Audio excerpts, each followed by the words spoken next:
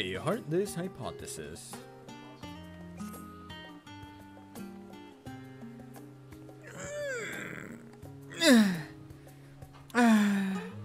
That's blown the cobwebs away. Well, time to return to work. Goodness me, look who it is! How incredibly serendipitous that I would run into you of all people. I was part of the team which designed the Ragnarok, you see, and we have recently begun the process of combing through the vessel's flight log data. The primary objective of your journey to Ultima Thule was to save our star and countless others, of course, but it also provided us with an invaluable trove of information, records of places and events we could only dream of. I can math, though I can't. I don't know if Husbando can math. Your safe return gave us much to be thankful for. As it so happens, one of the things we pulled from the log was a transmission of unknown origin, something the ship must have intercepted during its flight. We believe it to be an audio message, but even our most talented linguists have been unable to decipher the language. For a while there, it seemed we must accept defeat, but today may be the day we finally solved the mystery. If you were so inclined, would you care to come along to Thalmazion? It seems fitting to have one of Ragnarok's original passengers present to hear the history being made. Sure. The struggle for therefore false claims. What are you all even on about, like, at this point? This is... Big chance there was a market and I took advantage. Oh my god. Wait, what the hell are y'all on about?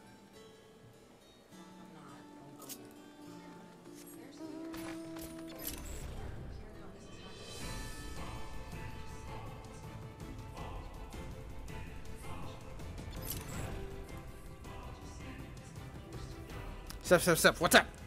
You can math, right? Yes. Except I can only count to 4. Because I'm a musician.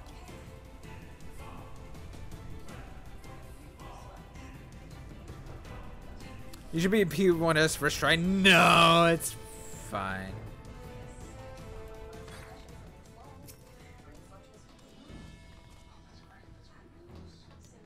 Ah, there you are.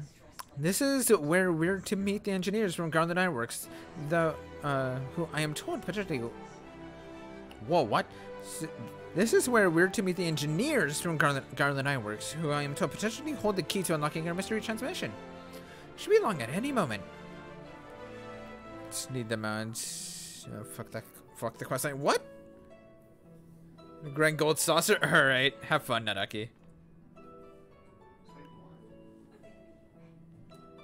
Sorry we're late. Some trouble finding the right... God, is that you, Sapphire? Who? Jesse? Oh, it's Biggs! How did this cut? Okay, Nadaki.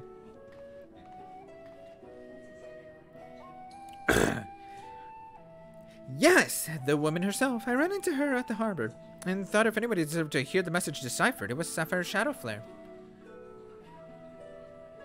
No argument here, but bugging me. You don't have a knack for being in the right place at the right time. This actually has more to do with you than you might think, so please, do stick around. Shall we pick up from where we left off then?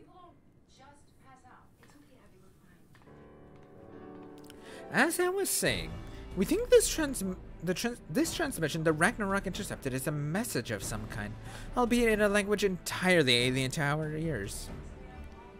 Alien being the operative word here.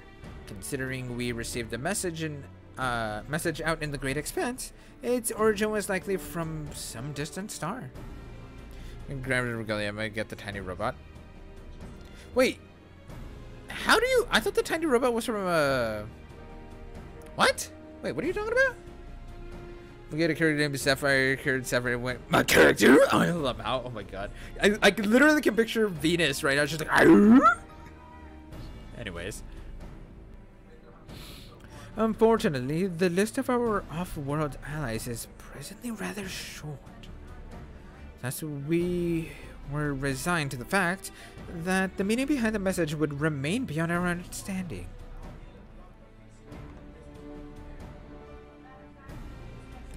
One of my colleagues, however, refused to give up. She remembered the ironworks engineer who had been so helpful in the construction of the Ragnarok and turned to them for insight into our seemingly impossible problem.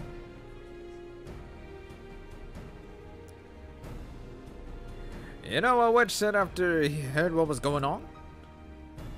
We should have Omega listen to it. I bet they can tell us what the message means. Not the Omega you beat in the Rift, of course. He's talking about that toy that trundles around with Alpha, the little mortal we made. We originally designed it to follow a chosen target, not much else, but I've seen it act in ways that, well, it's like it has a mind of its own. Then I got thinking about those documents your lot sent the chief.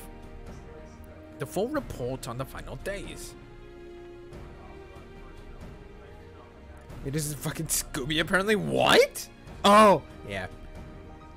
So you're looking for the band, right? I don't know.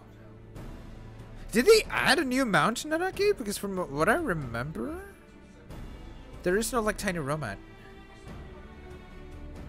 In the part about Omega civilizations, it said that people discovered how to convert the mind's denons toward outside the body. Diamond being what it is, I wonder if Omega didn't somehow transfer its consciousness into our model right before you put an end to the real one. That's entirely possible.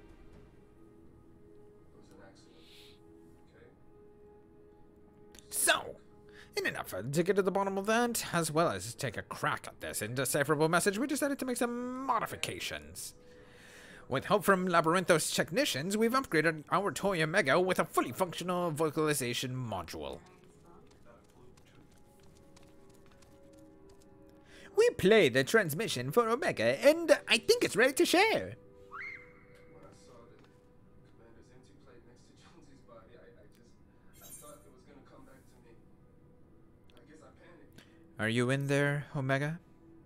I'm sorry. I really am. Server for the MTV boost. Sounds good, dude. Affirmative. If by Omega you were referring to my consciousness rather than my entire former chassis existing inside this considerably smaller frame. Holy shit! Prediction. You will formulate several misconceptions. These I shall preemptively dismiss based on the following facts. 1. Vocalization module aside, this chassis remains unmodified from the design constructed by the engineers Biggs and Wedge. I evaluated its combat capabilities to be on par with a mortal infant. 2. The mechanism which allowed me to perform an emergency transfer of my consciousness was installed in my previous body. With the destruction of that body, I am rendered incapable of replicating such a feat. Should this current material form be destroyed or cease to function, all cognitive awareness or presence I possess will also be lost. Conclusion. I present no threat to you or your star, nor do my projections indicate the necessity to inflict harm. Storm Doctor with a raid! What's up, dude? If we're gonna maybe see the ain't gonna be home for a while, so no. Oh no, that's not good, Naraki. Yeah, Storm, what's up, dude? Everybody coming in with that raid that doesn't know who I am. Hello, I am Sephiroth7272. I'm a running stream with the primarily focuses around Final Fantasy content.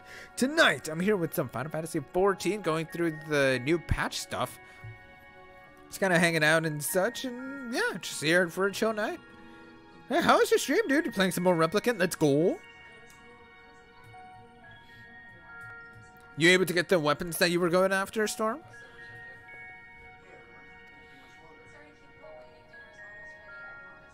In the fraction of a moment before my annihilation in the rift, I re-examined my directives. If I am to fulfill my purpose as an evolving construct, then I must continue my journey for improving for as long as I exist.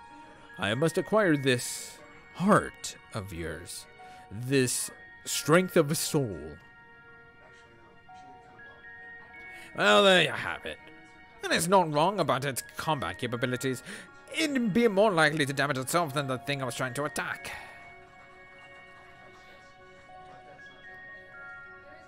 But let's not forget the reason why we brought you here in the first place. What about the transmission they played for you? Could you recognize the language? Affirmative. It was transmitted in Pan-Galactic Basic. Whoa! That's cool! By the way, for those of you that have no idea why I'm actually like, yo, that's cool. That's... If you separate it into the word parts, which are currently on the screen, Pan means all. Galactic, well, that's kind of self-explanatory. Like, so, like, all of the galaxy basics. So it's like the basic language, or like the main language that is understood across the entire galaxy. So yeah, Pan-Galactic Basic. A common language in comparatively extensive usage throughout the worlds we have conquered. Ah, gotcha. Which means you can finally tell us what the message said. That is a language you understand, yes? I understand it perfectly. I am fluent in over 6 million distinct dialectical codings. My cooperation in this matter, however, is conditional. Elaboration. Your chief Sid utilizes the floor as part of his unorthodox filing system, which allowed me to scan the report on the final days. I am aware that my home star, the one that you call Alphatron, was obliterated in the aftermath of Sir and Meteon's meeting. The existence of Dynamis has not previously factored into my projections, but I now comprehend the concept in theory. What fails to compute is why the Omicrons were not immune to its effects. Dynamis should have no influence on a race which possesses no heart. And yet, Sarah expressed to Meteon a desire to cease existing. Illogical.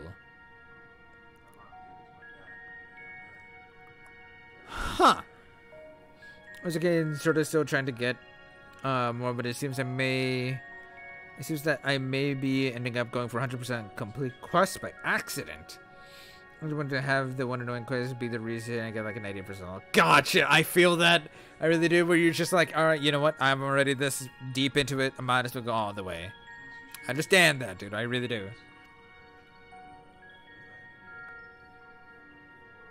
I must pursue this anomaly further. Until the full equation becomes clear to me, I must analyze all the elements of the final days and deepen my understanding of the heart's intangible properties. To expedite this process, I require an external interpretation of those sections of the report which continue to produce errors in my calculations. I request the assistance of Sapphire Shadowflare, as one who experienced the ravages of ultimate despair on multiple fronts and displayed immeasurable heart in engineering my defeat. She is the optimal choice to fulfill this role. Is that a size haircut? Yeah, dude! That's what I've been using this entire time. I used Size's haircut throughout the entirety of Endwalker. So we either agree to your conditions or you tell us nothing. I'm sorry to put you in a spot like this, Sapphire, but if you have the time and the patience to spare, we'd all be grateful for if you could humor the toy's demands.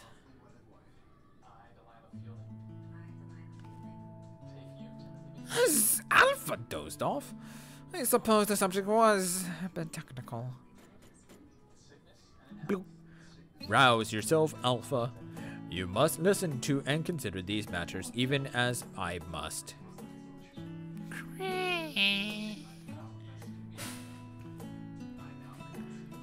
Why don't you make a trip out of it? You know, actually visit the places that has the things Omega wants to ask about. To make explaining this stuff easier for one, and also help keep Alpha awake and alert. Sure.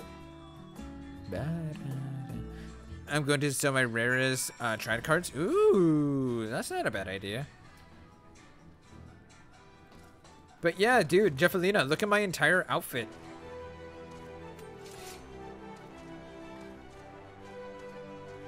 Does this at all look familiar to you? You know, I have type 0 like 3 weeks, so I don't know who the fuck says this for. That is true. But yeah, this is the outfit that I've been using throughout the entirety of Endwalker.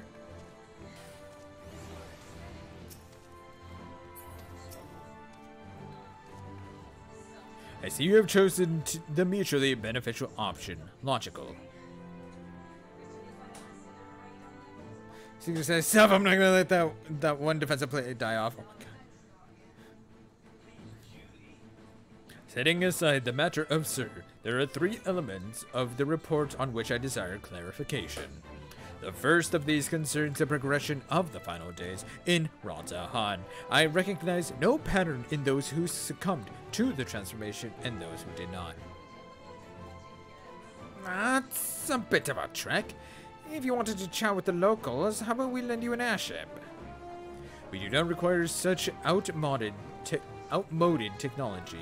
Sapphire's teleportation spell is the most efficient option for long-distance travel. This chassis is a model, essentially a toy, and Alpha, despite his organic composition, is indistinguishable from a stuffed doll. Conclusion: we qualify as material possessions. Pick us up, and you can teleport the 3 of us to our destination. How cool!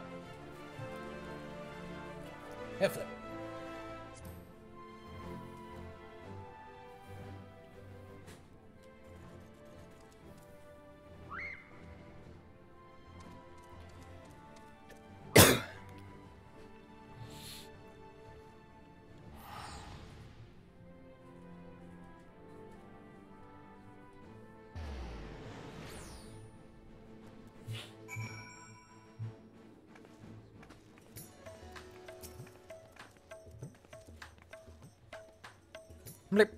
Sensors indicate we have arrived in Ratahan. Objective: identify factors for resistance to involuntary transformation. Hypothesis: unaltered survivors of the final days will display significant strength of heart. Confirming this theory will require the cooperation of live subjects. Where is the ward designated for residential habitation? Understood. Comma. Set as our sub-destination. Please take the lead and select the subjects we are to interview. I can start following me? Yep. Let's go. Oh, that's cool.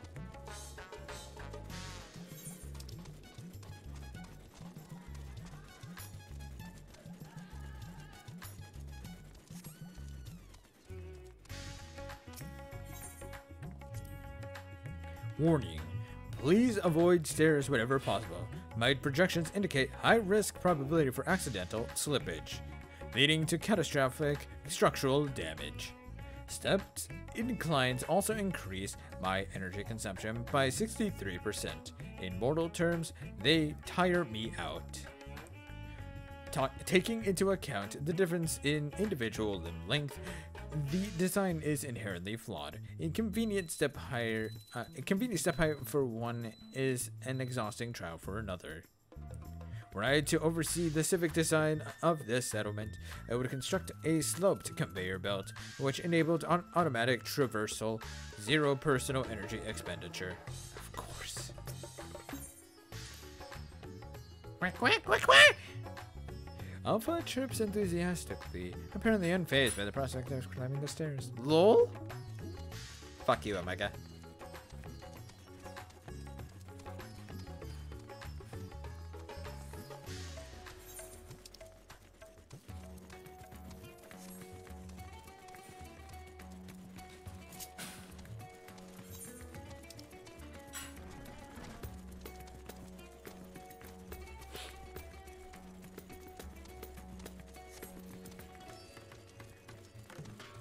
I had my first day of work today. Nice! How did it go, Naraki? It's interesting, yeah? How so?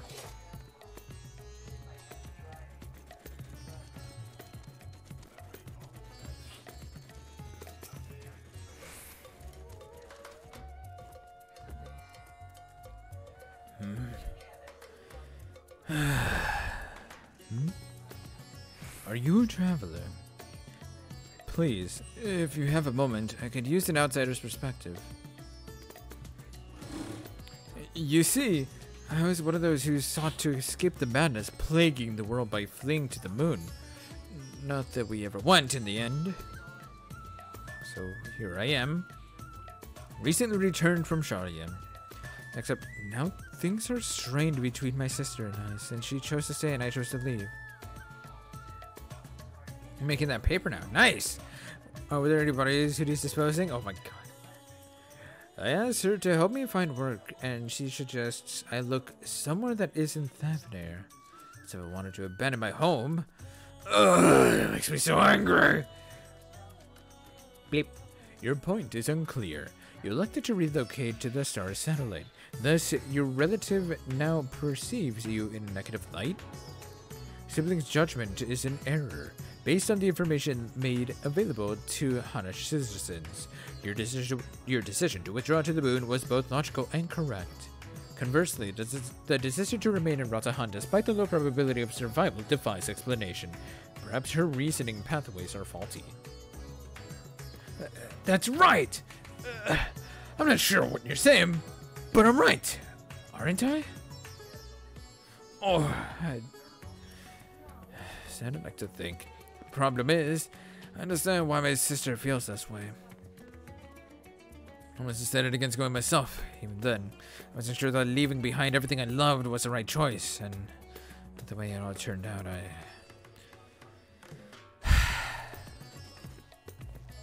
Fair enough.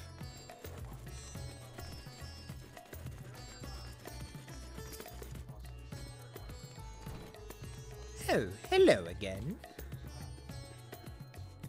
The ones who came to ask me questions about Kalzal. I'm glad to see you're looking well after all that unpleasantness. I remember the burning skies and hearing the screams, but truth be told, I'm still confused as to what actually happened. I know it wasn't usual for entire families to go missing. Many of my neighbors' houses lie empty even now. Kalzal's place is one of them. He had no close relatives to speak of, and I heard it was members of the consortium who came to remove his belongings. What a terrible thing to have to do. Blip, terrible. Kalzal's passing was recorded in the report. Clearing out his domicile and readying it for new habitation seems appropriate reallocation of resources. Dear me, what a clever little contraption. But of course, I'm not against making use of his quarters. That would be wasteful. It's simply that Kalzal was always such a vigorous person. All that passion, all those dreams, suddenly gone.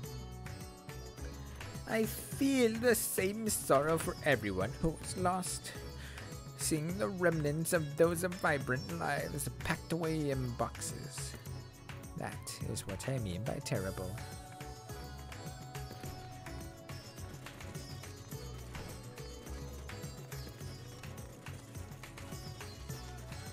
It's not easy to logic out emotion. Hey, don't I know you? Yes, after the beasts were taken care of, you told me to join everyone in the square. Thanks to you, I was there when Vritra gave his speech, and I found out who Varshan really was. It's a shame we didn't get to play like we used to, but Mrs. Vritra has been very busy putting the city back in order. Maybe I can work for him one day when I'm a grown man. Vritra. Mingo Jorma's offspring, yes? This child wishes to put himself at the worm's command, that he might make his own contribution to society. A pattern emerges. I predict the Hana survivors of those who ingested Vritra's blood and become his draconic minions. That's not exactly right. So, are we teaching a robot human emotions? Yes, Husbando. And this is why Final Fantasy Type 0 was like, no dead people. Exactly, Jeffalina. So that way people didn't need to feel this sadness and to feel this, like, remorse and whatnot. And so that way they can keep going on with their lives without, like, these negative emotions holding them back and distracting them. Though dragons were no match for our civilization's might, their combat capabilities are not to be underestimated. It is unlikely that they would experience emotions of dread or uncertainty, as exhibited by lesser beings in times of undue stress. Dragons? I'm not a dragon, and I never ingested anyone's blood either. Ew. You are not of Retra's horde, so you possess no hidden means to fight off the beasts? What of fear then? You were frightened? Yes, I was frightened. I just hid in the hope that they wouldn't find me. At least until she told me it was safe to come out. Sapphire, I require a moment to process this input. Let us move apart and discuss our findings. I converted several mobs while living in Final Fantasy. I didn't feel anything besides joy. Oh my god.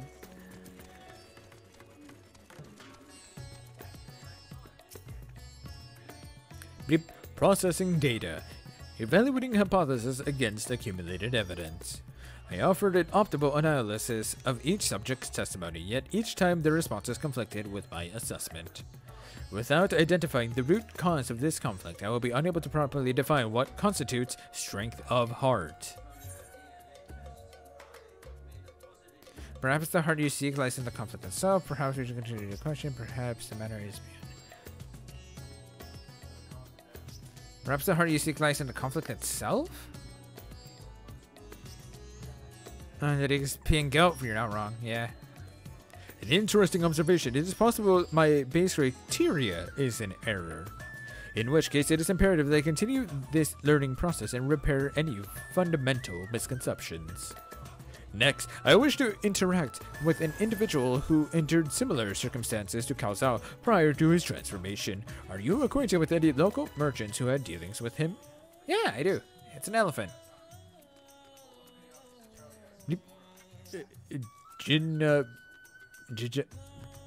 Jinabaha of Riveda Fibers acknowledged. Sub-destination set.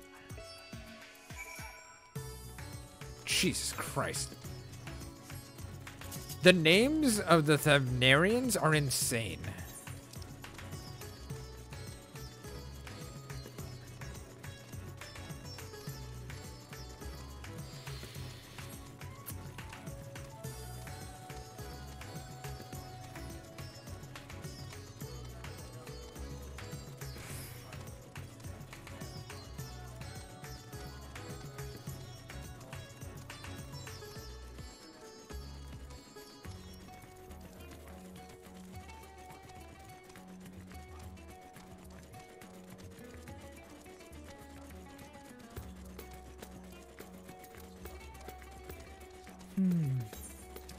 Okay, let's go ahead and see what's over here.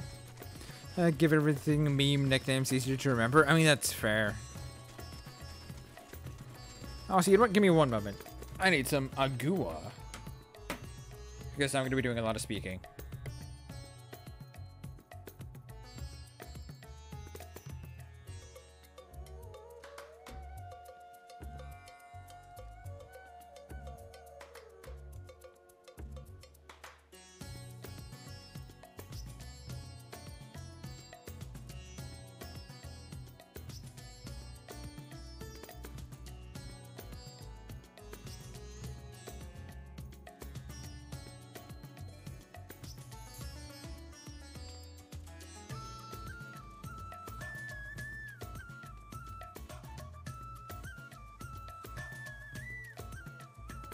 And I'm back. Okay, 1 second. So I didn't get water, but I got brisk instead.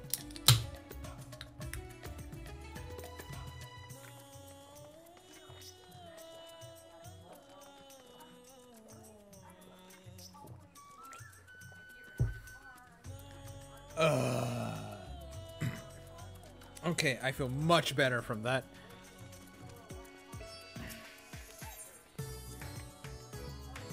Halt, Sapphire. Do not proceed beyond the fence. In this body, birds of that size represent lethal, unthinking threats.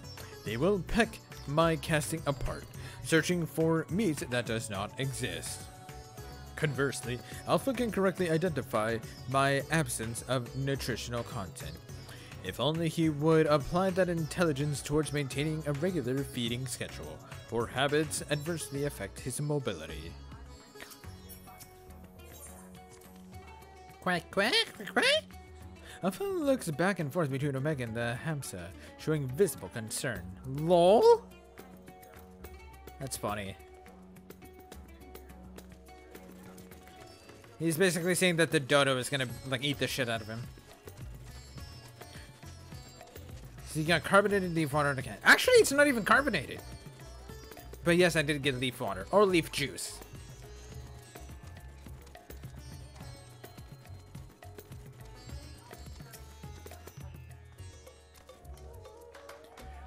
Well, well. Look who it is. I must thank you again for your help in moving our textiles. Recovering from those tragic events has been difficult, of course, but with everyone pulling together, we have managed to get things back up and running. Jinabaha, I have come with questions related to that tragedy, specifically your survival of the final days. Although you are similar to Kauzal in many respects, he succumbed to the transformation you did not. Why? What is the critical difference between you and him? What? I'm sure I don't know. I'm not especially brave or courageous, if that is what you're asking.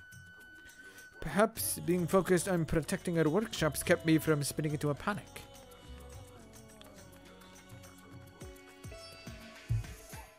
Still, I imagine Kalzal would have been feeling the same sense of responsibility. Perhaps the weight of it all is what invited his demise. You were of the same mind, resolved to the same purpose. Yet your strength of heart, of spirit, was not equal, if merely emulating the individual is insufficient. Oh, wow, I just realized that's Omega speaking. Yet your strength of heart of spirit was not equal. If merely emulating the individual is insufficient, then some other unseen factor must be involved. Not to interrupt these deep philosophical musings, but do you think I could ask for a small favor? There's a man by the name of Nashvanu who's been helping us out here while he gets back on his feet. I have a feeling he'd benefit from speaking with you. You're by the eastern exit and you should find him out just outside, or organizing some new inventory items.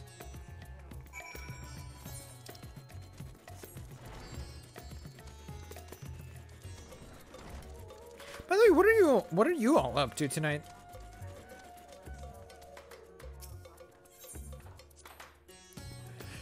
The equipment being manufactured here, it is worn to perform specific duties, yes? Conceptually, it seems analogous to our practice of switching frames to better serve our mission objectives.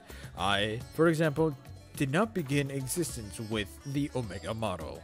I was originally supplied with the standard issue Omicron chassis serial number M-017. On this world, the alphanumeric combination will be considered my given name. Such designations are drawn for our nearly infinite register of celestial bodies to avoid the possibility of duplication. Furthermore, the cluster known as M-017 is better expressed in your language as the Omega Nebula, the same word I use to introduce myself to your kind. Though you associate Omega with the advanced weapon construct, it is also my name, and I see no reason to change it, no matter which frame I inhabit. Huh. Generation 2. Nice! I ran back to World of Final Fantasy. Nice! Quack, quack, quack, quack! Alpha pops out his chest proudly, seeming to imply that his Ironworks uniform is the best attire anyone could ever wear. Yes, you are absolutely adorable. Excuse me.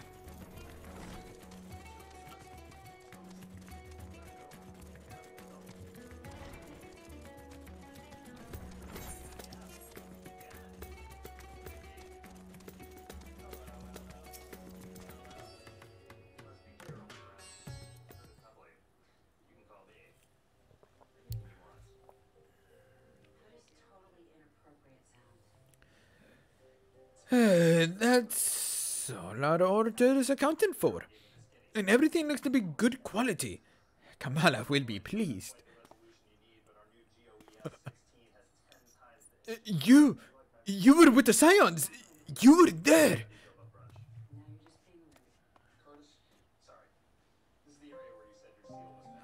Yes, I am sure of it. I'll never forget that day. You and your friends helped us escape when people began changing into beasts. My own son, he was afflicted. Then the huge monstrosity loomed right over him. I remember my heart turning to ice, freezing in place. The satrap came to my head, but then he too was gone. I remember that. So his son was right. The memories run together in my mind like flashes from a nightmare. Only the words of your comrades still ring clear. I repeated them over and over like a mantra as I fled for my life. You must run, for their sake and your own.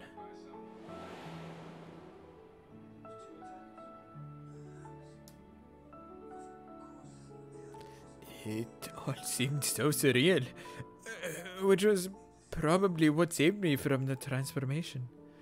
The truth of it didn't begin to sink in until the worst of it was over. I have not the words to describe how I felt then. The sorrow, the overwhelming sense of helplessness. I may still be wallowing in misery if not for my old friend, Shinbaha. He lost my will to work, and he encouraged me with kind words and odd jobs. Now, somehow, I live again. I am thankful to him, to the courageous Ahawan, and to you. If you see your comrades, please let them know their efforts were not in vain. Aww. That's really sweet. Locke? Where's the thief? God. No, it's not Locke. That's honestly this is just the attire that's commonly used in the city of Venus. They're really cool. It's a really nice attire. It's very colorful. You said you lost your will to work. This signifies a cessation of efforts to maintain basic life functions, yes? What changed to extract you from that stagnation? An offer of work from Jinabaha should mean little to one without the desire to accept it. Was it some manner of mortal instinct? A primal need to survive and thrive? Instinct? No, it wasn't that. If anything, my instincts were telling me to lay down and welcome an end to the pain. Every day, I think of my boy's final moments. I think of how scared he must have been, how he must have hurt. And I want to scream my throat raw. This trap, too, still haunts my dreams. I see him being swallowed whole and jolt awake in a cold sweat.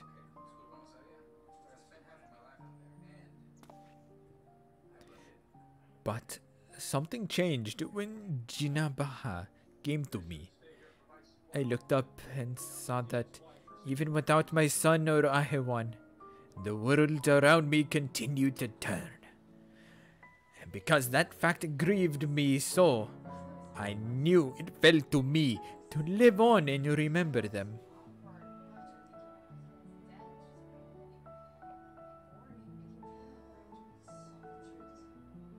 Strange, isn't it? What drives me to rise in the morning is the very sorrow which once crippled me.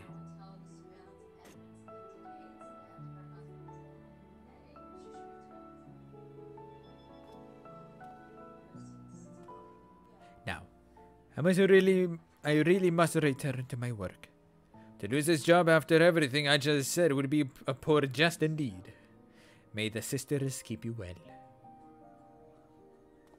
Looks like a little. Really? I don't know about that. You're probably thinking of that because of the bandana. Sorrow. The emotion generated by mortals when their ideals fail to materialize. This I have observed. Yet when I listen to how Nashvan's sorrow served to rescue him from the near-fatal despondency, his logic eludes me. Am I incapable of perceiving the full measure of the heart's properties? My best projections failed to predict our subjects' responses, and despite their almost equal occupational and mental parameters, Jinabaha and Kalsal exhibited different reactions to the dynamis effect. I am no closer to recognizing the pattern for involuntary transformations, and your ephemeral mortal spirits confound me as much, if not more, than they already did before.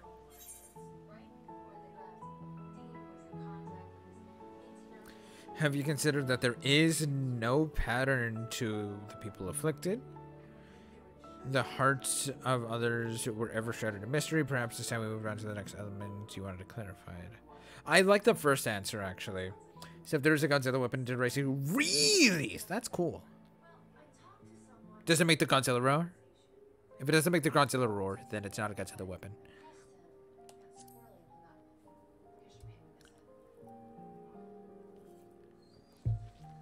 Bloop. No. Pattern? You imply that the transformation was not contingent on individual fortitude, but rather a random contribution of environmental factors? Such a theory would explain the otherwise conflicting data.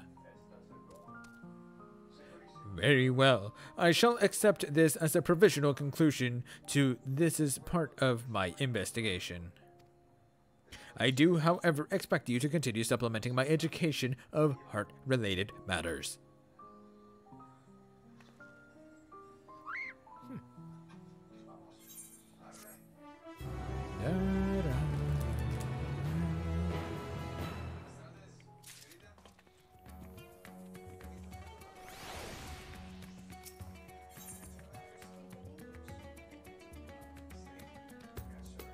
Oh, we get a present from this? Ooh. Our next destination will be Camp Broken Glass. I desire elaboration on the dealings between the Elzebard contingent and the citizens of Garlemald. The report described the contingent's purpose as the salvation of the local populace. Furthermore, both factions faced a common enemy in the Telafroi. Why do they not immediately combine forces to their mutual benefit? This inconsistency requires closer examination. Sapphire, initiate teleportation. It's because of pride. Those assholes didn't want shit to do with us.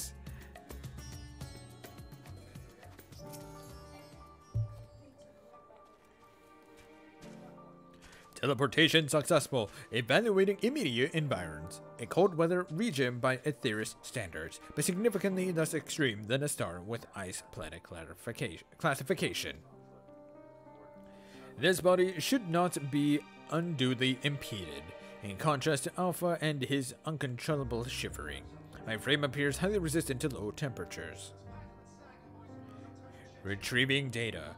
Records indicate that remnants of the contingent force and a number of Imperial citizens yet inhabit this location. We must speak with the representatives from both factions and explore their respective attitudes. Beep. Proceed. It's a representative, it's lizard mask with fireworks in it, and it makes it look like Godzilla breathing fire or whatever. I haven't watched a whole Godzilla movie yet. Ha! Okay, that's kind of cool. I do, like, yo, honestly, if you ever actually want to try kind of getting into a Godzilla movie, actually, what would be a good one to start off with?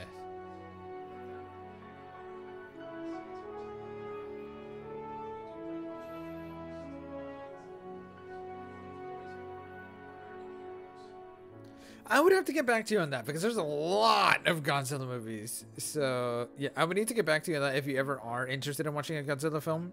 Like, as per, like, which one would be a good first one to watch.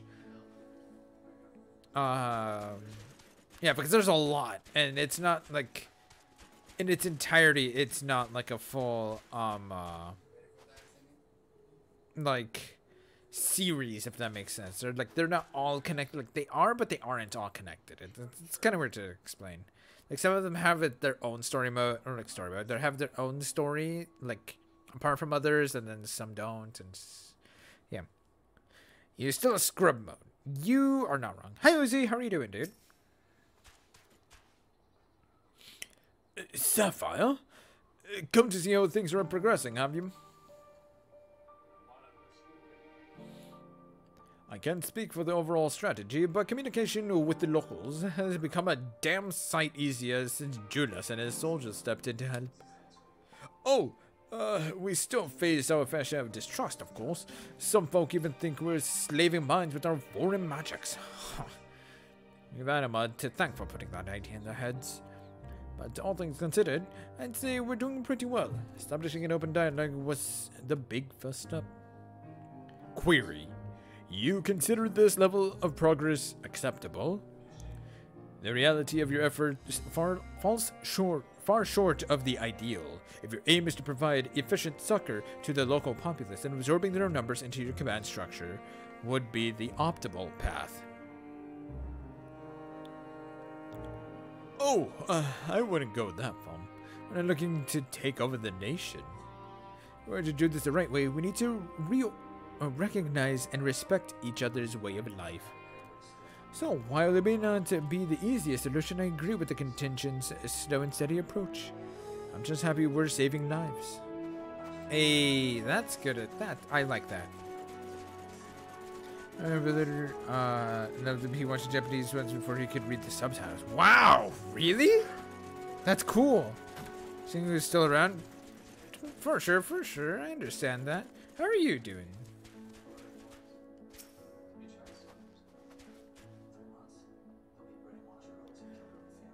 Shadow from the past? Yes, I know you from Victor Spoils. Have you come to laugh at me? A wretch who chose to lose Licinia and her sister rather than accept your help? The fool who ended up reliant upon your charity nonetheless. Well, perhaps I deserve your derision. My compatriots surely scorn at my failed conviction. I've shamed my people and brought dishonor upon my nation. I'm no better than a kept beast. My pride sold for a bowl of feed. But my soul, nay, that you shall not have. I've refused your honeyed offers and a new home. This land is where I belong, and this is where I shall remain. Blip. You demonstrate opposition to the contingent's overtures. On what basis do you refuse this cooperation? The data suggests the local populace is struggling to produce the bare minimum of sustenance. Have you some secret strategy for survival, or do your orders compel you to accept your present misfortune? What? Must I be mocked by a magic toy now? No, I have no strategy. No binding orders. I but comport myself as any true Gallian patriot would. Uncompromising, unbending.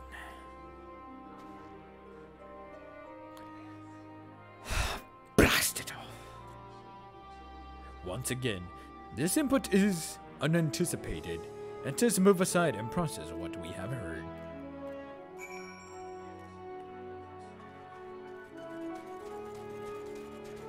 I remember Dad, I don't know if it's true. Huh. Honestly, like, yo, either way, that's really cool nonetheless.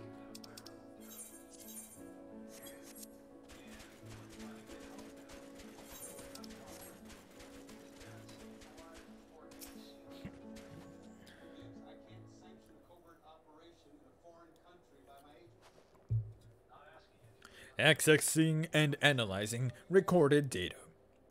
Integration complete. I have evaluated this most recent input and made comparisons to our discoveries in Radz-at-Han. Consistent only in their inconsistency, the responses from both contingent member and Imperial citizen were highly irrational. Conversely, any Omicron considering their predicaments would have echoed my assessment exactly. The divergence from self-evident logic is key. Hypothesis. The illogical relationship between would-be saviors and suffering populace is another result of the unpredictable nature of mortal hearts. Bleep.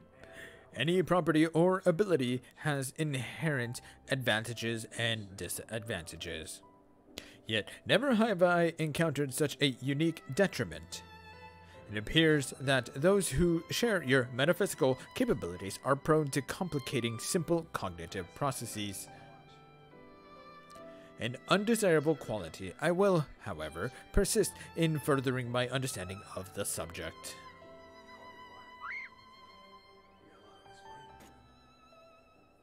Query. Prior to formulating our next step, I wish to know, who is this Lucinia the Imperial mentioned?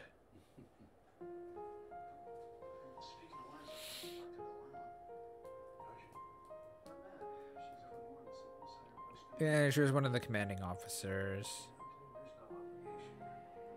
I didn't know he lives Gonzalo, so he is 7 years older than me. I don't know. Ah, okay. Acknowledged. To summarize, insufficient data on foreign culture resulted in inadvisable and ultimately fatal action. I witnessed such self-destructive behavior during the course of our planetary conquest. Overwhelmed, enemy forces would voluntarily withdraw into perilous regions, leading to a succession of inevitable losses. Tangential data request. I wish to learn about burial customs.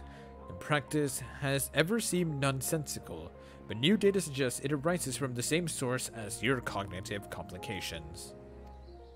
Take me to this Licinia's burial site. It may aid me in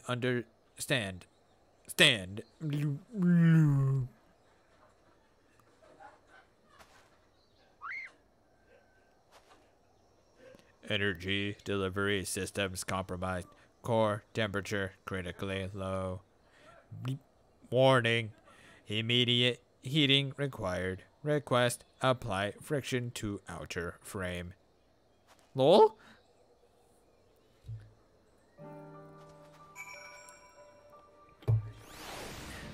So much for being resistant to the cold.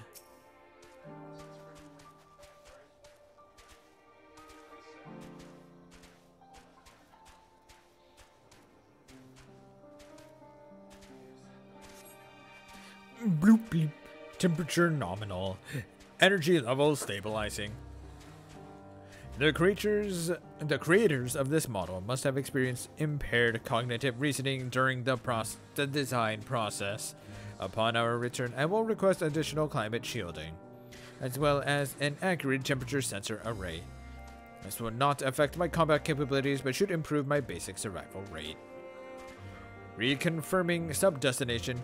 In which direction will we find Victor's spoils? Bleep. Acknowledged. Alpha, you are to remain in close proximity, close enough to envelop me in your feathers. You are permitted to carry me on your back if you so choose.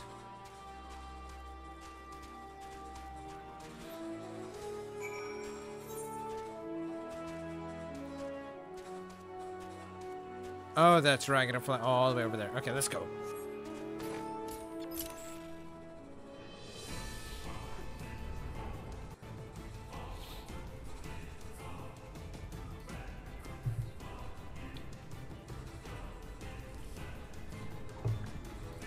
But yeah, the Godzilla movies are phenomenal, though. I absolutely love them. They're really cool. Absolutely cheesy, yes, but they're really cool.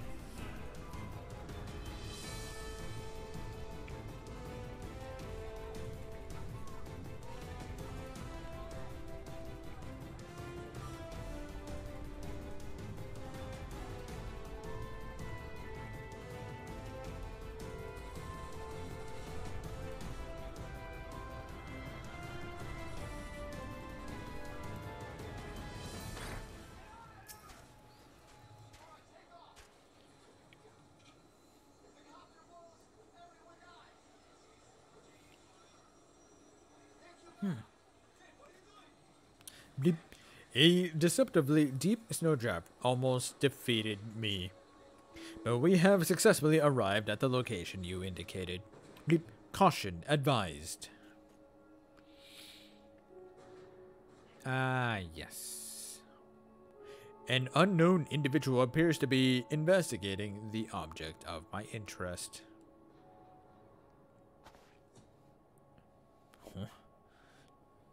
You're Eosia's champion, aren't you? Sapphire Shadow Flare. Yes, 'tis I.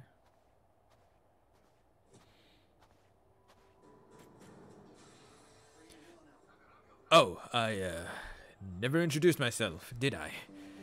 I am Manias, soldier of the First Legion and comrade of Judas. Perhaps you remember me from Tertium? We spoke about collecting ceruleum, and again later on, after Lord Quintus had passed.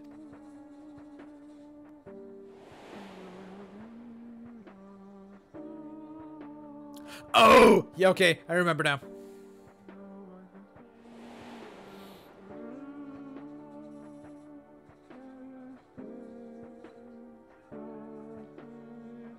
Manias. Explanation requested. What is the reason for your presence here? That must be the tiniest magic tech weapon. No, it's just an oddly shaped communicator, isn't it? In any case, I've nothing worthy to report. And that the sisters who used to live in my sector were buried here. So I thought I'd come and pay my respects. Alphino and Alizé told me the story, complete with profuse apologies. Though they were adamant that no amount of remorse could erase the tragedy of what came to pass. Not that my fellow soldiers and I are in any place to judge. We were manipulated, fooled into starting an insurrection which led to countless deaths among our own countrymen.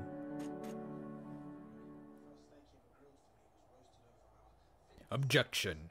The casualties incurred through your infighting are distinct from those caused by the Ilsabard contingent. To restate, you are justified in seeking restitution from the contingent for causing the deaths of Licinia and her sister. Retaliation for damages sustained is also a logical progression.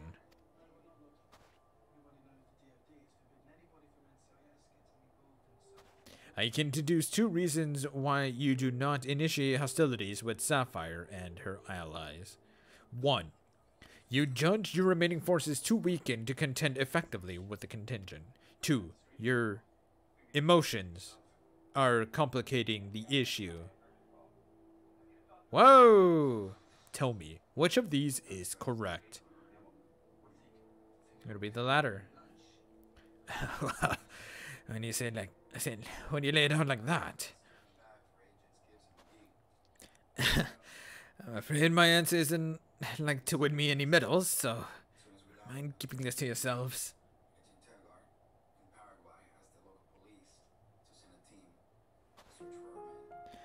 As the unspoken thought that we're outmatched on the battlefield, certainly, but the real reason I'm not demanding restitution has little to do with weighing the odds. The simple truth is, I'm so caught up with Simple Survivor that I have no strength to spare for past grievances. Same goes for avenging any comrades we've lost, be that my brothers in arms or Lord Quintus himself.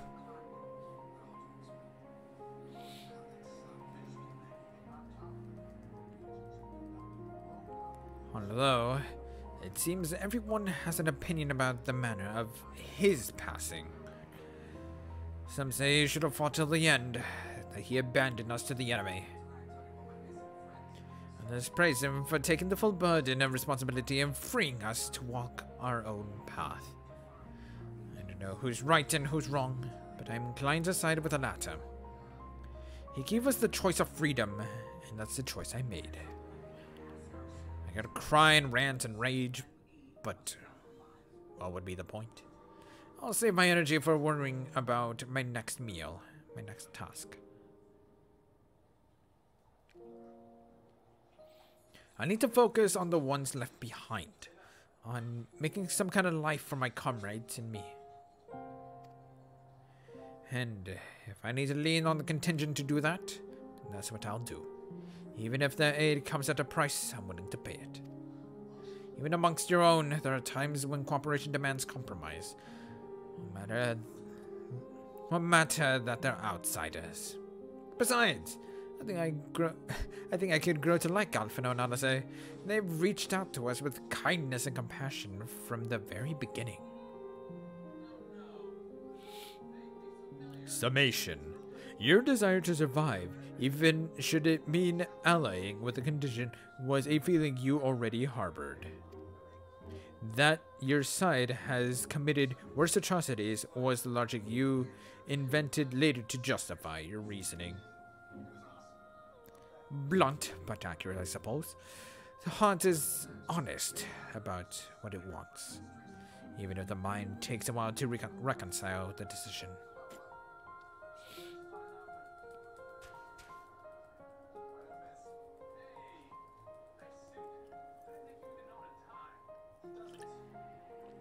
Well, this has been oddly cathartic, but I must return to my duties.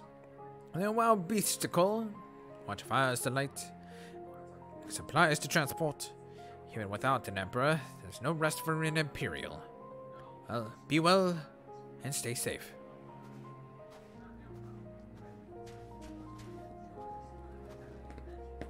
I'm actually really liking this questline. It's actually really cool.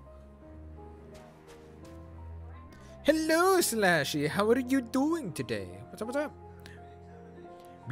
Upon review of recent input, I have arrived at an unexpected conclusion. I have been formulating my assessment on the premise that it was man who commanded the strength of his heart, but data suggests the opposite is true. The surge of spirit, of feelings, of emotions can entangle your thoughts to such a degree that even control over your own behavior is compromised. It seems a most counterproductive specification. This also explains why my interactions with mortal subjects have produced more confusion than clarification. It presents a formidable barrier to understanding.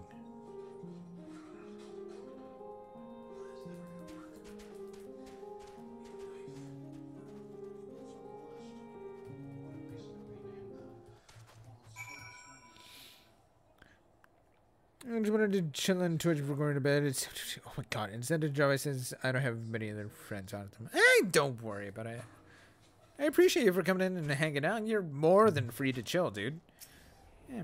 I'm just here going through this this quest line, getting a bit more lore on 14 and whatnot. So yeah, I'm right now just doing voices for all of this and everything like that. If you're unfamiliar with what's going on here, and would like at least a little bit of clarification and whatnot. In essence, this little toy here at the bottom that I'm looking at here, like this little dude right here, goes by the name of Omega.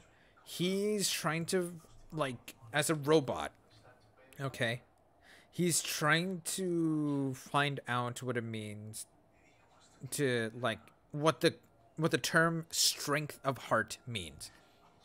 He's trying to find a logical explanation and definition to the term strength of heart, in which we're just going through talking to several other, like, NPCs and stuff like that to help him get his answer. And each time we talk to a new person, it confuses the ever-loving shit out of him because it, like, directly conflicts everything that he kind of, like... Is this some of the new Point 15 content? Yes, it is. It's just a generic side quest that you unlock if you've done the Omega raids in post Stormblood. If you've done the post Stormblood Omega raids and have also finished Endwalker, this is one of the optional side quests that you can do. This is just a regular side quest too. It's not a blue quest by any means. This is just a regular side quest. Bloop. My earlier hypothesis has been borne out. The suboptimal operation being conducted here is the result of emotionally compromised reasoning. I am ready to progress to my third and final query. I would learn more about those referred to as ancients. It is clear that this group was a crucial factor of the final days, but the information contained in the report was insufficient to form an overview. The Loporrids are creations of the ancients and are said to maintain repositories of their knowledge. By my calculations, the base of these moon dwellers will provide the best source of additional data. I'm so stoked for this and Hildy. Dude, I'm so stoked for Hildy. Oh, I'm so ready for Hildebrand. Teleport us to their Boro Sapphire, preferably before my battery freezes over. Lol?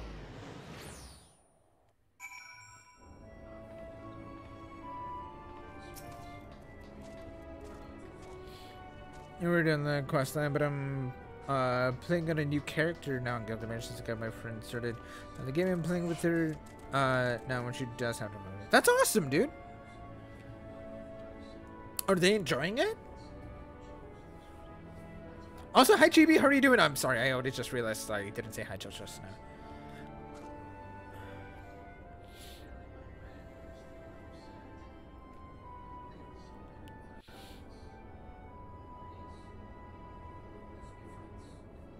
Bleep.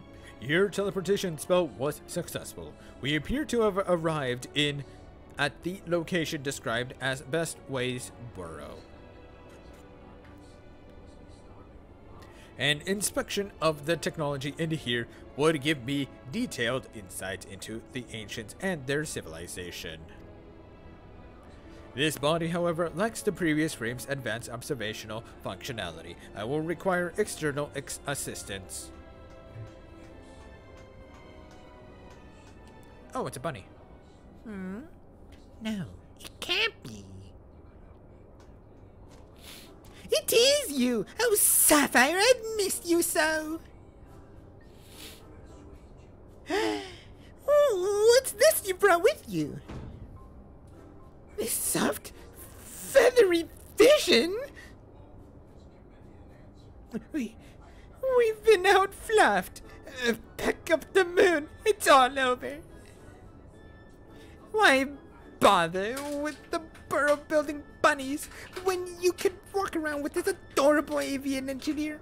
Just bake me into a pie and be done with it.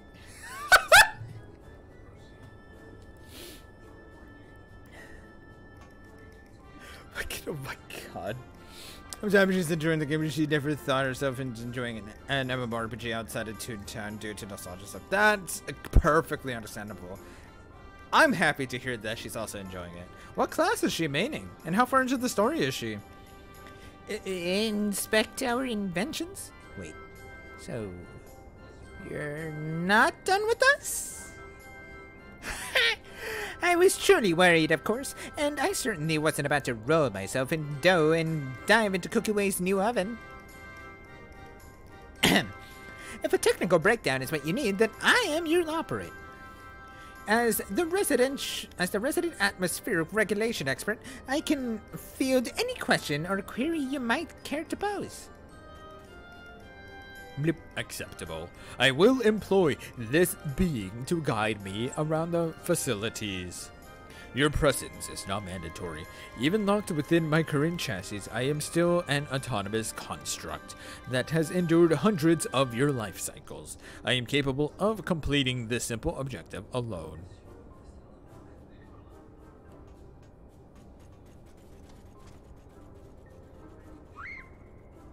Hi, Alpha.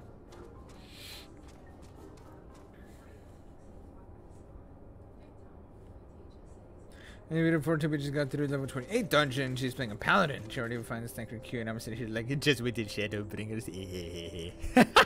That's awesome, dude. Or better yet, wait until post Heaven's War when you get to see like all the goodies. Anyways, Objective complete. what happened to Growing Way?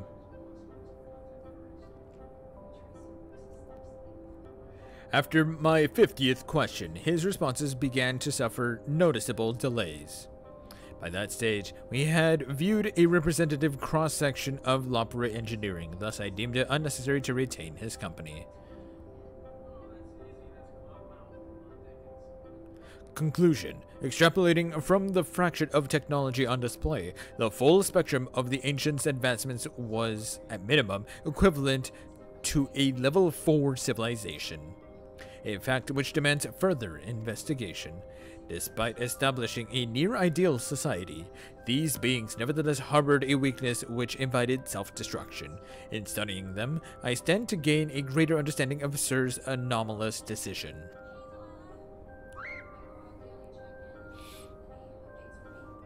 Growing Way informed me that yet another type of ancient-made entity exists upon this satellite.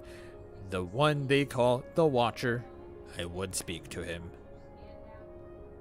Can't wait till she gets to the ARR finale. Oh, dude. Oh, dude, that's gonna hit hard. Bleep. Then conserve your ether. We will ride this Argos to our destination as you have suggested.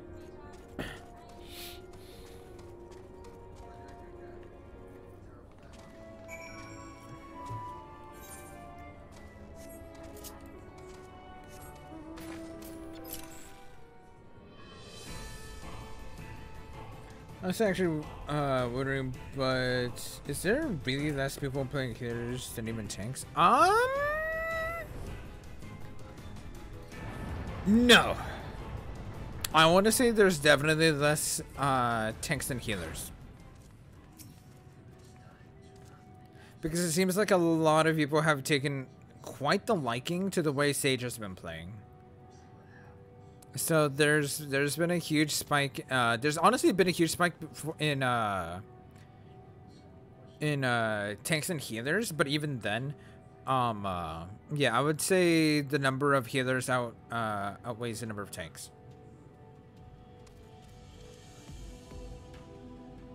Bloop. Impotence detected. The creature identified as Argos refuses to acknowledge our presence. Hypothesis. Upon our arrival, Growing Way expressed concern that he had been outfluffed. This suggests the existence of a fluff-based hierarchy. Oh my fucking god. My station in such a system would be predictably low, but Argos is adamant in ignoring even Alpha. Its fluffiness level is impossible to gauge. It turns to you with an impassive gaze. It seems that you all need to intervene.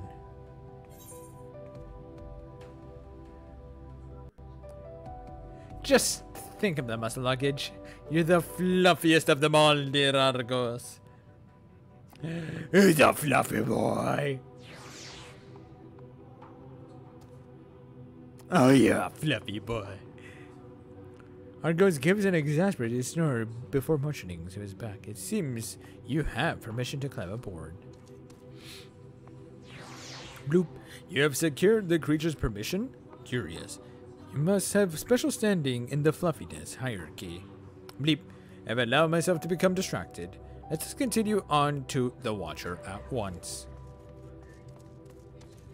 You basically typically wait 10 plus minutes while a tank it's not that rare to wait up to 5 minutes while as a healer I haven't waited longer than a bit. That's fair enough. Yeah, no, I usually get instant queues as a tank more so than as a healer. It's just I typically also, if I'm playing with others, I tend to go as a healer for the simple thing of like a rescue. Honestly, it's a little easier for me to help my friends recover and whatnot from deaths or like get them out of trouble as a healer than as a tank.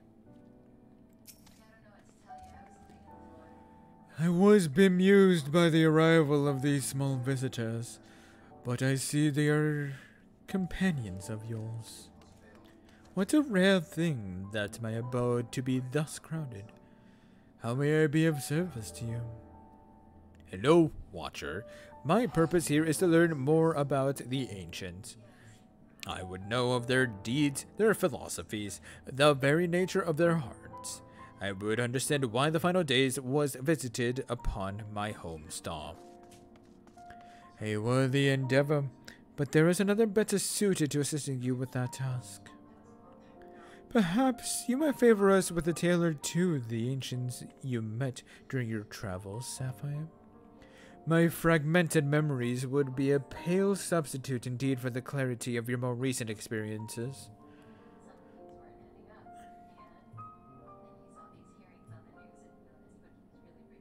I suppose I got you.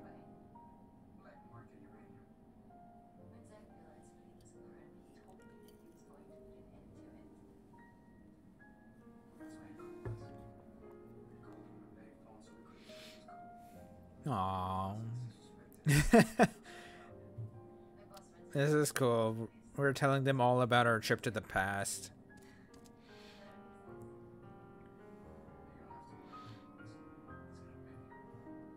Oh yeah, we got to meet Mommy Heidelin too. Yes, I can envision every detail. Your meeting with Venon, Amitselk, and Hythlodeus. The sorrow and determination of Hermes.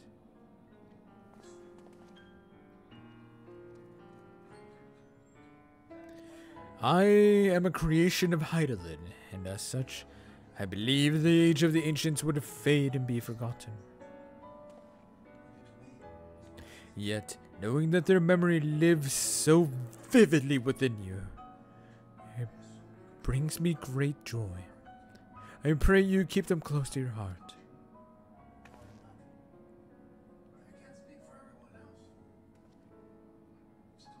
At the time of your journey to the past, the one whose essence I embody would have been a scholar at Anider. A shame. Had you reason to go there, perhaps you might have met. As a man of learning, he was firm friends with Venon. They spent long hours trading theories or debating the laws of the universe. I remember joining her faction as the final days bore down upon us. Yet, of the events surrounding that tragedy, I recall precious little. Heidelin wished for the people of your age to decide their own path. Thus, I suspect my recollection was limited by design. Yet, even she could not cut away one persistent memory. I feel most distinctly his sadness at what was to come to pass.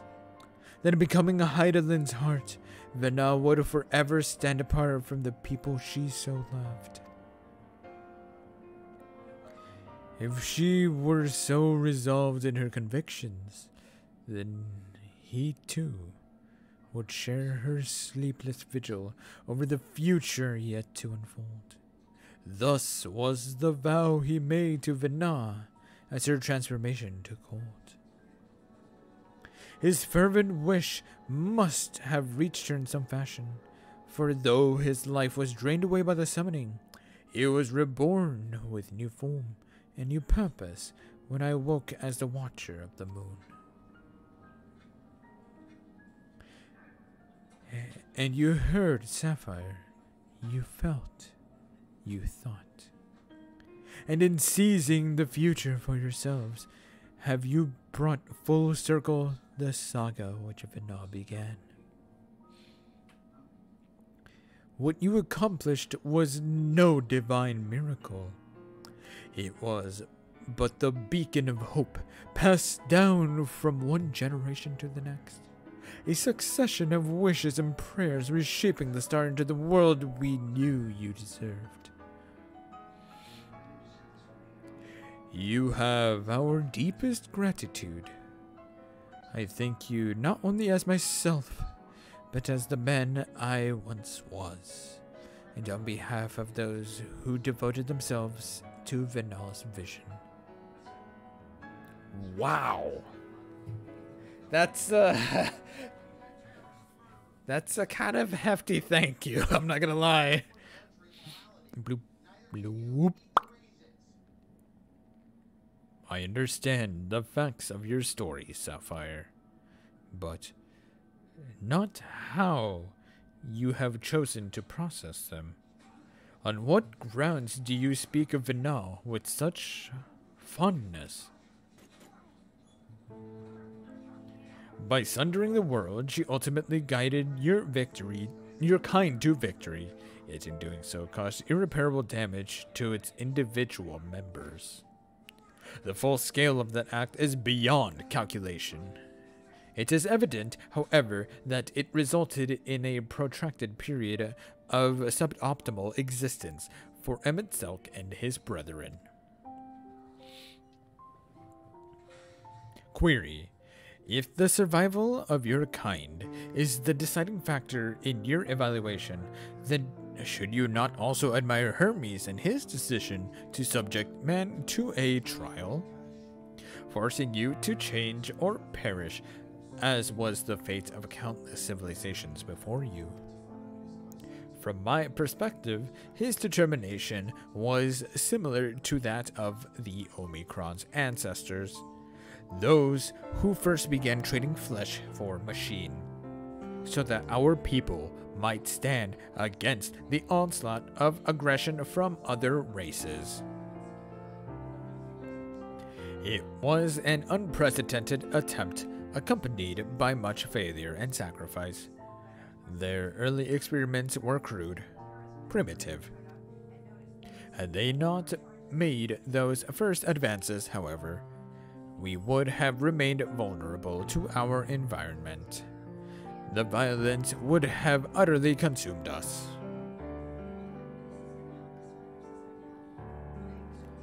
And what of Emmett Selk himself?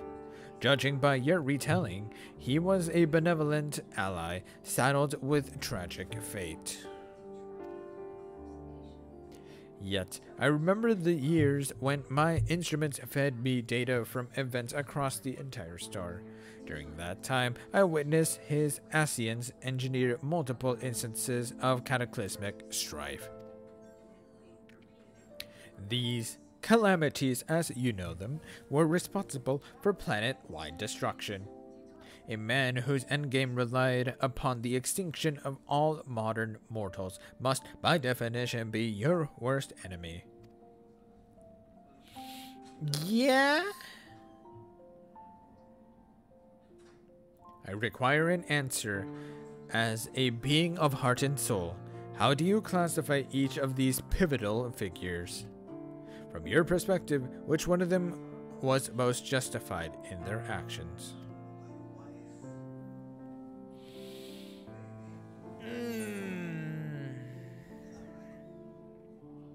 Yeah. Honestly, all of them had their reasons. All of them, like, if you think about it logically, and even like, it's not even thinking about it logically at that point. Put yourself in their shoes. Why did they do the things they did? Hermes sought other answers of happiness, and thus, when the answers that returned were not what he was expecting, he decided to place his own kind under a trial to see if the ancients themselves would actually be, like, okay with that. In where with Vana, well, she sought to seek the future, meaning she gave us a way to fight. But the only way to do so was to decimate her own current brethren, in which case primarily occurred due to the final days as it is. And then as far as Emet goes, well, I mean, he just wanted what he had. Yeah, they were all justified in their own way. Emmett just wanted everything that was taken from him in an instant. He wanted it back.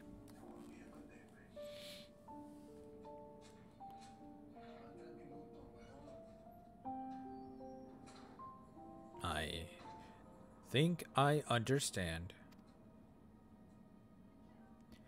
You seek a definitive answer, yet based on our experiences, Sapphire and I might develop very different opinions. In the same fashion, you are free to form your own thoughts on the matter. Do not be so swift to consider them without merit.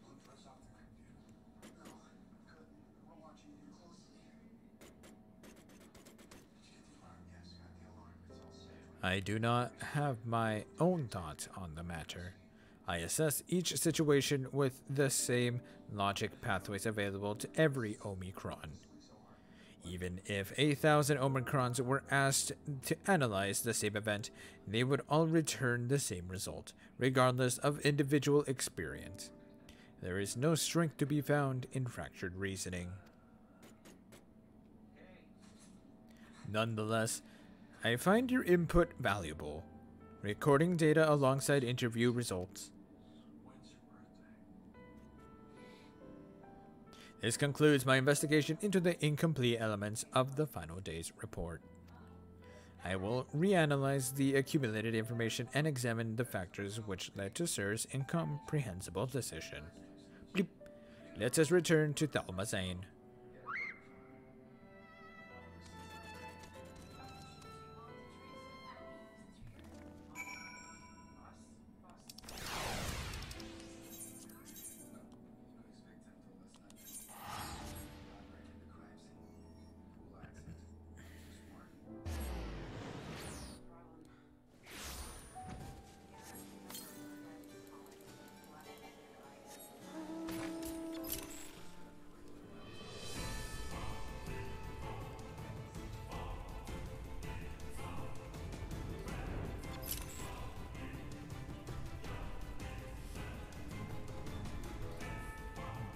This is a really cool questline, I'm not gonna lie.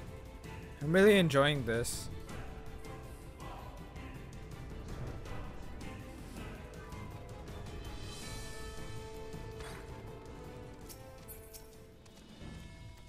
Ah, there you are. Right at the last moment. Your journey with Omega was properly educational, I hope. We'd planned to ask you all about it in that mystery transmission besides, but I'm afraid something urgent has come up. Seems one of our Iowa's associates has fouled up a job elsewhere, and Jesse needs Wedge and me to rush in and lend a hand. There's an airship waiting for us out in the harbor, in fact. Do you think you could escort us over there as we, and talk as we walk? Lip acceptable. I am fully capable of speech during ambulation. I figured you might be. Right. Let's get to move on, then.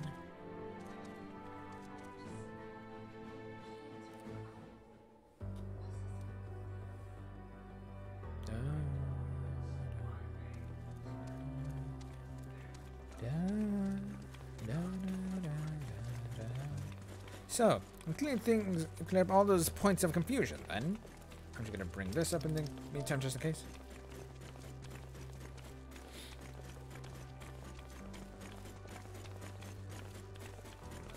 I had mistakenly classified your intangible heart as an ability of some kind.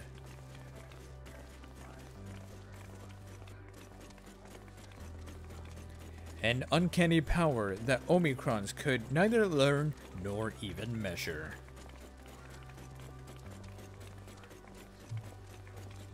Even now, its full nature yet eludes my comprehension.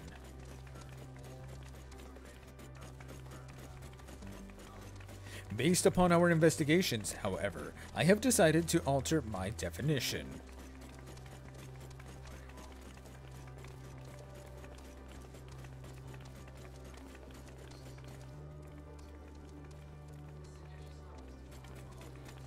A phenomenon which influences one's interpretation of reality. Oh.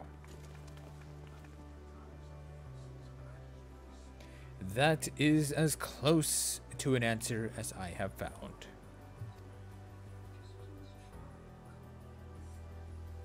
Accordingly, Sir's actions upon meeting Meteons strongly indicate the presence of a heart. Sir did not follow routine logic but formulated an independent assessment based upon the reality it perceived. It felt that the best recourse for the Omicrons was to cease their expansion and terminate all functions.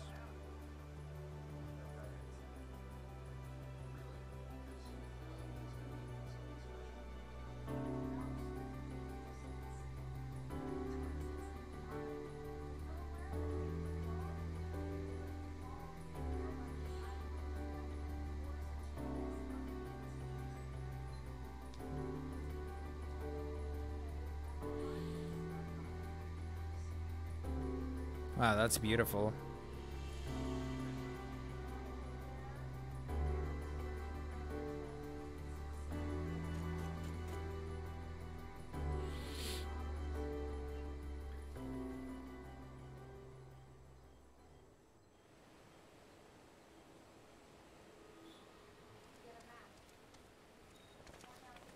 Well, here's our ship. We need to be going, but first, I'll hold you to your bargain, Omega. It's time you told us what was in the transmission from the flight logs. Bleep acknowledged. Will uphold the terms of our agreement. The recording salvaged from the Ragnarok was a simple one. The message is so basic, in fact, that the time spent listening to it may result in a net loss of value. Shall I continue? Now you're just teasing. Tell us the message already. Acknowledged. Converting dialect coding to local language.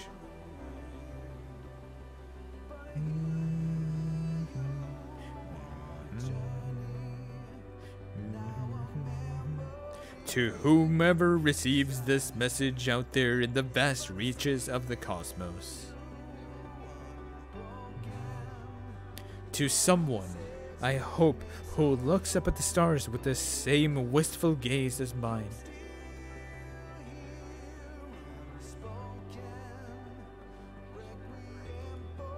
To you I say, forge ahead.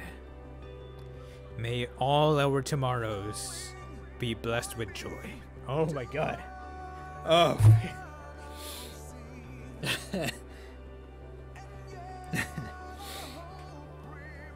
I don't know. Oh, well, okay. I'm gonna blame the music for this one.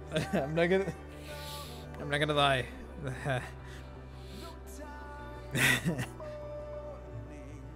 I like that.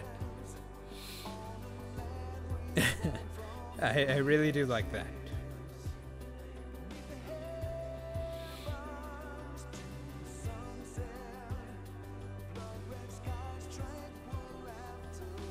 Oh my god.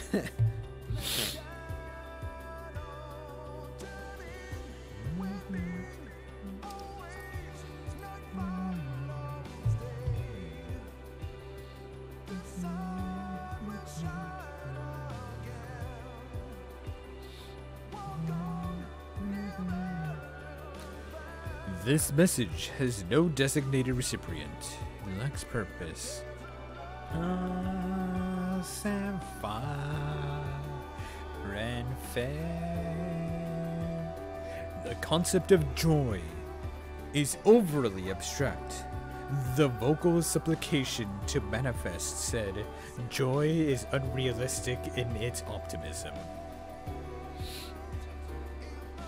Yet, based upon their expressions, my assessment of the transmission's value conflicts with its apparent impact.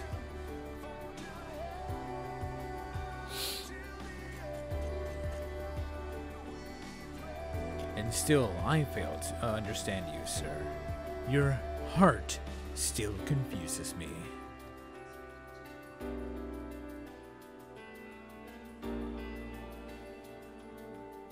Was termination of everything the correct course? How did you arrive at this conclusion?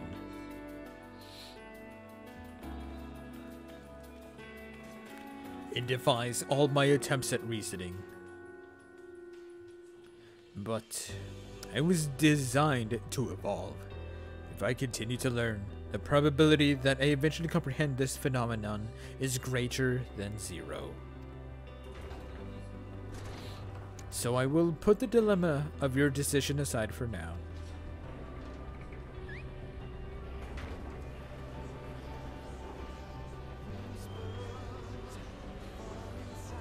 And continue my existence upon this distant star. As I dwell among these many life forms, so will I continue to piece together the complete shape of their mortal hearts.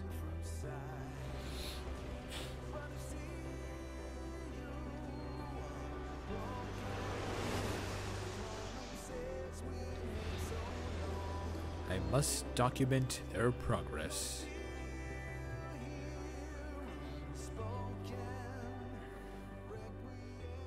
Wow. I really liked that. I absolutely loved that. Your contribution to my education is appreciated, Sapphire. Indeed, I have amassed a satisfying quantity of valuable data. Now that our negotiated business is complete, however, Alpha and I will return to traveling the world. Drawing on recent experience, I'm confident we can expand the radius of our adventures by a significant margin. We do not limit to ourselves to Eorzea. I am now familiar with Charlian and Ratzahan, and would also like to revisit the freezing clams of Garlem. I neglected to instruct Biggs and Wedge to upgrade my climate shielding. Bleep. I will reroute my request to Deputy President Jesse. Engaging ambulation on parting salutations. Farewell, Sapphire. Bye, Alpha. Alpha gives a vigorous shake and draws forth a scrap of paper from under his wing. Oh! Quack! Seems he wants you to have it. Perhaps this is his way of thanking you? What? Wait! Wait! Wait! Wait! What song is that? Bleep. Swiftly, Alpha. The road is long and we have barely begun our journey.